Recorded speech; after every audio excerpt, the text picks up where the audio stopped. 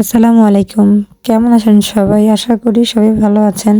আজকে আমি আপনাদের একটি সুন্দর ফুলদানি বানিয়ে দেখাবো, যা ঘরে বসেই আপনারা বানাতে পারবেন খুব সুন্দর করে। তো চলুন দেখে আসি।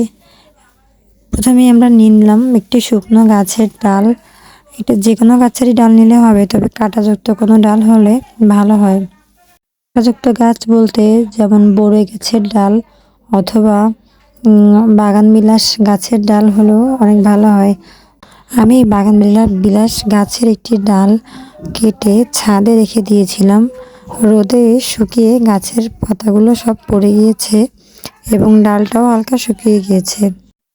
সাথে নিয়ে নিলাম ক্লে। বিভিন্ন কালারের ক্লে এখন বাজারে 70 টাকা করে প্যাকেটেই কিনতে পাওয়া যায়, যা দিয়ে বাচ্চারা খেলা করে। এখন সব ঘরেই বাচ্চাদের কাছে ক্লে থাকে, কারণ ক্লে এখন খুবই জনপ্রিয় একটি জিনিস হয়ে দাঁড়িয়েছে, যা দিয়ে বাচ্চারা খেলা করতে খুবই পছন্দ করে।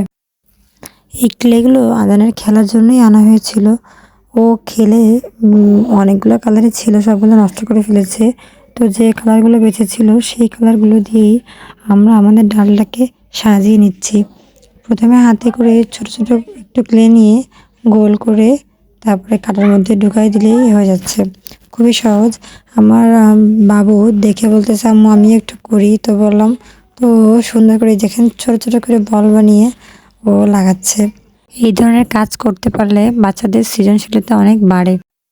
ও এটা করতে পেরে খুবই খুশি, ভাবতেছে আম্মু বানাচ্ছে আর আমিও পেরে গিয়েছি বানাতে। এই যে আমাদের ডালটা প্রায় সাজানো শেষ। এখন আমি হাতে ধরে দেখছি কেমন লাগছে। তো হাতে নিয়ে দেখি কি যে পাশটা উপরে ছিল সেই পাশটাই শুধু লাগানো হয়েছে, কিন্তু নিচের পাশটা একদমই ফাঁকা রয়েছে। তো নিচের পাশটাতেও লাগিয়ে আমি আবারও হাতে নিয়ে দেখছি কেমন লাগছে। এই যে আমাদের ফুলদানি রেডি। কেমন লাগছে কমেন্ট করে জানাবেন সবাই। তবে ক্যামেরার থেকে বাস্তবে এটা আরো অনেক বেশি সুন্দর। আল্লাহ হাফেজ।